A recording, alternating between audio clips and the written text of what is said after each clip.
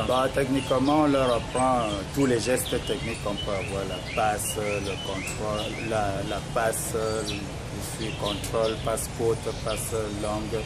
Avec ça, le contrôle, les amortis, le jeu de tête, les dribbles, les feintes, tout ce qui fait la panoplie du geste. Et quand un enfant arrive, vous commencez exactement par lui apprendre quoi? Disons qu'il faut commencer à l'adapter un peu à un travail méthodique, quoi. C'est-à-dire qu'on commence par l'éduquer. Il faut que sa course ressemble à une course de footballeur où il est léger sur ses appuis, où il n'agresse pas son corps, quoi.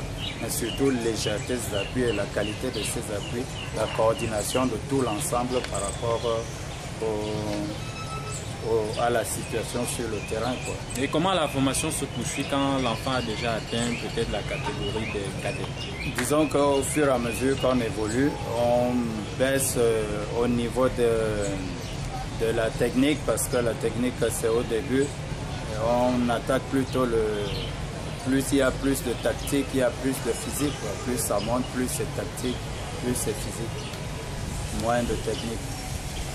C'est-à-dire que si vous avez les U19, on parle plus tactique, plus physique. Et au sortir d'ici, qu'est-ce que vous donnez comme conseil à un joueur que vous avez encadré pendant? Disons que dans l'encadrement, on leur apprend à être des combattants, quoi. C'est-à-dire qu'on leur apprend à rentrer dans la vie sportive avec tout ce qu'il y a comme concurrence.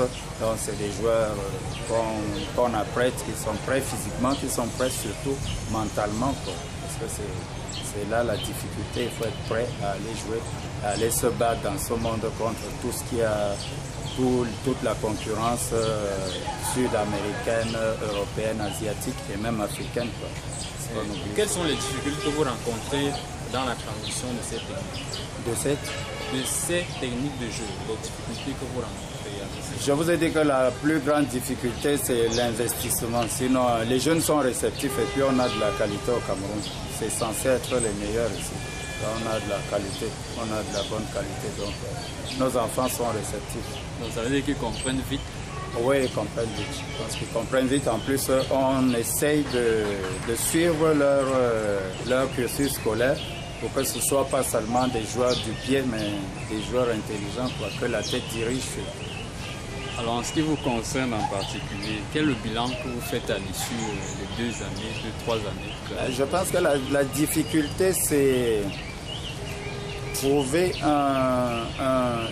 arriver à quelque chose de haut niveau qui n'existe pas sur place.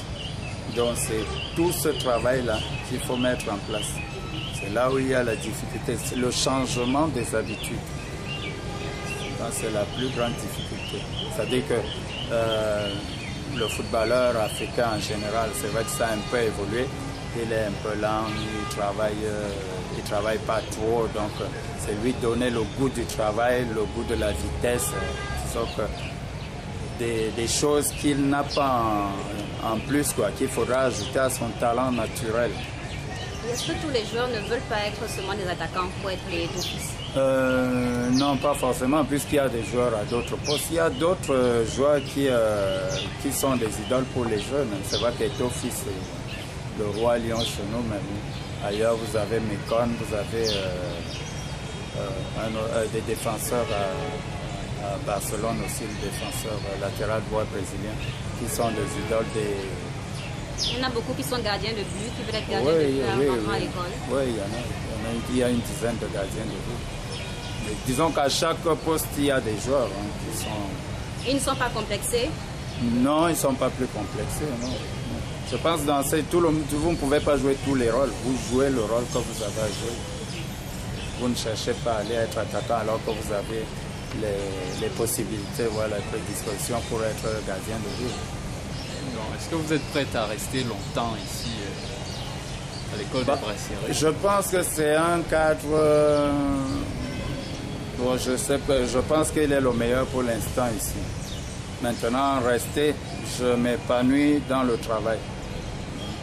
Il y a des terrains pour travailler.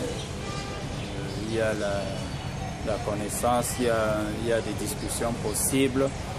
dans le cadre de la direction technique. C'est-à-dire qu'on peut participer à l'évolution de la pensée footballistique ici chez nous. Donc je pense que ça peut aider à rester longtemps. Quelles sont vos relations avec les enfants que vous formez? Un tout petit peu de distance, mais beaucoup d'amitié, quoi. C'est une relation entre parents et enfants. Avec tout ce qu'il y a de moderne aujourd'hui. Hein. C'est pas le fouet, non, c'est la compréhension, l'explication, la discussion, à la limite même, parfois on est de leur côté, quoi. On essaye vraiment de les comprendre et d'accepter leurs caprices. La Coupe Top, c'est bientôt et on suppose qu'en tant qu'encadreur, vous allez forcément intervenir dans comment dire, la détection de ces talents-là. Qu'est-ce que vous pouvez déjà recommander aux enfants qui s'apprêtent à se lancer dans cette compétition? De donner ce qu'ils ont de plus naturel, qui ne se forcent pas à trouver des choses qu'ils n'auront pas, qui donnent ce qu'ils ont. L'œil est là pour regarder.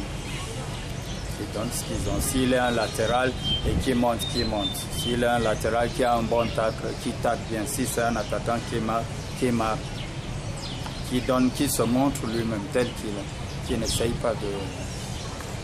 Ça veut dire que, à vous entendre parler, on a l'impression que si un enfant lors de la Coupe Top s'illustre beaucoup plus en attaque et qui marque des buts, directement cet enfant frappe à votre œil ou quoi?